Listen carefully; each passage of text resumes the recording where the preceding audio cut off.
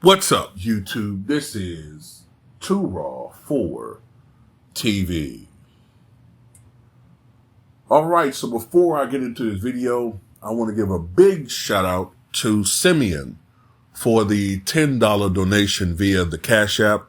Leave a note saying, happy birthday, keep exposing them. I'm going to try to. I'm kind of limited on this platform now. Kind of limited on this platform, which is why I try to preach about people, if you're able to, in this time, in this day and age, because times are hard. But if you're able to sacrifice at least $2 a month or $5 a month to come over to the Patreon, and I do take video requests, you know what I'm saying, over there. I do it on here too, but over there we have a lot more freedom of speech.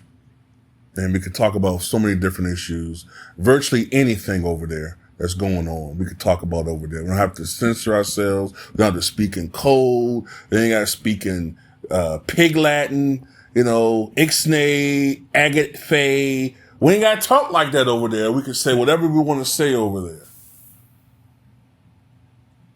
So if you're interested, the link is in the comments, or if YouTube is hiding that now, it's in the all my links link in the description box. But thank you for the birthday shout out, which is tomorrow. And if you haven't heard my other video, I'm going live on Too Raw Media on my birthday. I know I don't usually do that, but I'm going to do it tomorrow. So let's talk about the Indiana Fever. They actually won last night against the Atlanta Dream. I think the final score was 91-83. And the media may try to spin it that they might show Caitlin Clark hitting a couple of buckets and try to give you the impression that the game was won by her.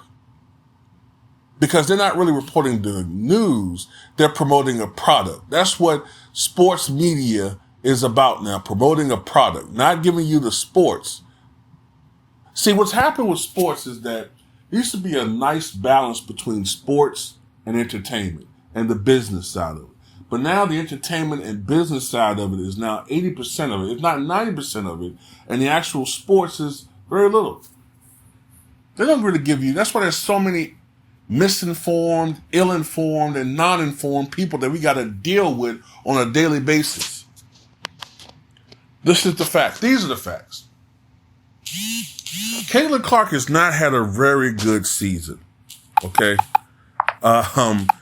Considering what she was expected to do. She's not. She's not having a very good season at all. And thank you for guys you telling me that this mic sounds better.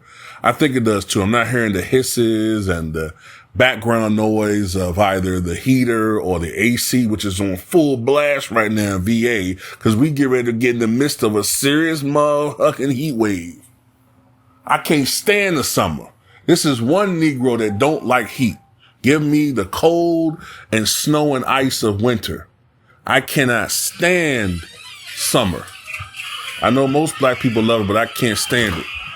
But the fact of the matter is that Caitlin Clark, she's not having a good season so far.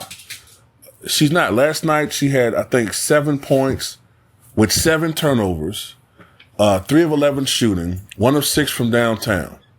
So the turnover problems continue. Matter of fact, her assist to turnover ratio is basically 1-to-1. 1.1-to-1. She's averaging 6 assists and 5.5 turnovers. But you don't see her getting the Russell Westbrook or Westbrick treatment from the media. She's not getting it. Wonder why. And we don't want to hear no more about the learning curve. Okay, there's 40 games in their season, and this is game 14. So they're more than a third into the season. We don't want to hear no more about a learning curve and this, that, and the other. When I was trying to say, well, Russ isn't used to playing that position. Russ is used to being in LeBron position. He's used to having the ball in his hands. He's trying to play off the ball, and he's trying to, be in a situation, offense he's not used to. People didn't want to hear that. Never mind the fact that his assist-turn ratio was still far better than Caitlin's. But people don't want to hear that. I think we gotta just come to a fact. We gotta come to the facts here. When you look at the advanced metrics, it's getting to a point now where people are just going to have to admit that that team may be better off focusing on other players. And in particular, the players I'm thinking of are, as far as offensively, Aaliyah Boston and Kelsley Mitchell. I believe are the two ladies' names on that team. When you look at the advanced metrics, aside from the fact that Caitlin has an absurd turnover rate. I mean, it's absurd. I think she turns the ball over at a rate of 28 times per 100. 28 times per 100 possessions? Which is absurd. Absurd. But if you look at the advanced metrics, she's hurting the team. She's hurting the team. You notice how I was doing videos about how Jordan Poole's defense was in the negatives as far as advanced metrics and it was hurting the Wizards? And I got nothing but here, Michael. Here, Michael. Here, too, Raw. But when I talk about Caitlin Clark, all of a sudden now, I think you're being too hard on her. You got to speak. You're being too negative on her. You don't know what you're talking about. The pressures, blah, blah, blah, and all these excuses. If you look at the advanced metrics, she's actually hurting the team. She has a negative defensive win share, offensive win share, total win share per 48. She's hurting the team. Her play is costing them wins. If you look at the numbers, her play has cost them at least 2 victories. Whereas the other players actually are contributing to the team. I think maybe it's time to say that maybe she's a bust. She's a bust. By the way, remember how all of us were saying that this strategy of promoting and pushing just one player is going to be a failure and that they need to try to promote all of the talent? Well,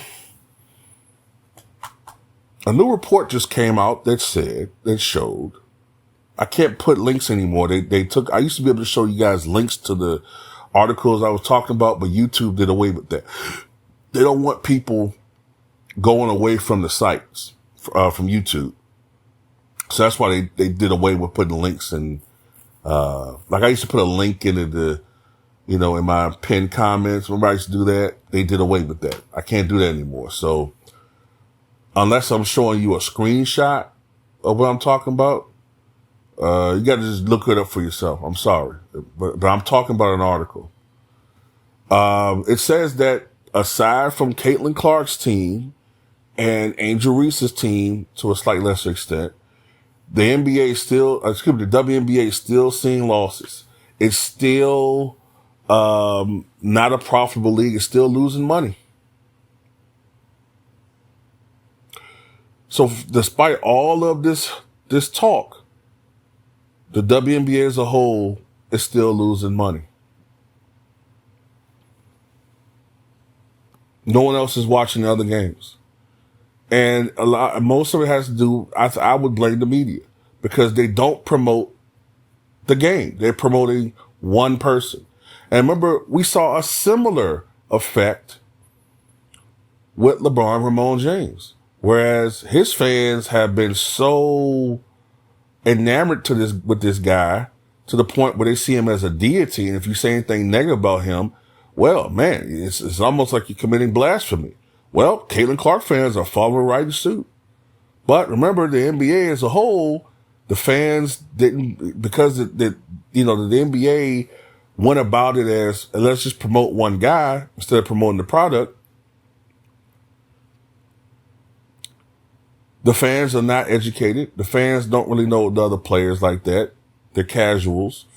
And it's starting to have the same effect in WNBA. A lot of Caitlin Clark fans are fair weather fans who have political agendas and really aren't basketball fans, and that's why they're not really watching other WNBA play. The best player by far in the WNBA right now is Aja Wilson. She's going to win another MVP at this point. And nobody knows who she is. I know who she is. She's one of the few WNBA players I knew, but the casuals don't know because the WNBA is not being promoted right. I tell you what, if the LDBC, if me and Ticket TV, LB, Town Biz, Franchise Sports TV,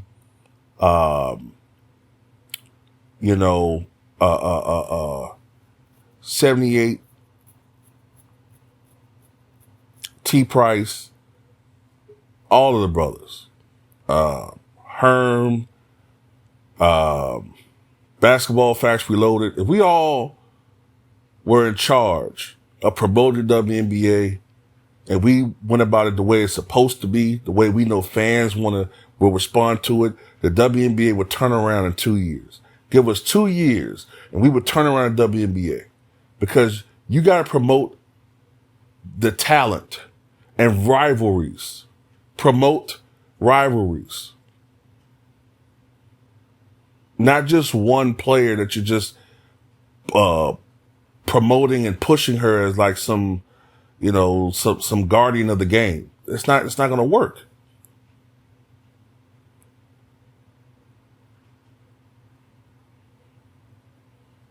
And stop only promoting Angel Reese when you want to create some racial division with Caitlin Clark.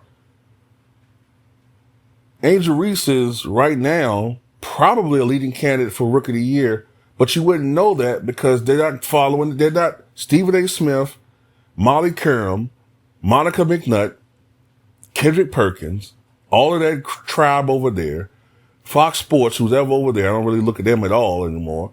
They're not promoting the game right. They're just doing it. They're messing things up, man. They're messing things up. And it's so bad. I don't even have to watch it. People just send it to me and I can just look at it and be like, you know what? That's why I'm not watching it, because they're stuck. Fox Sports is still stuck in 2016, and ESPN, they can't see the forest for the trees. But anyway, that's all I got to say about it.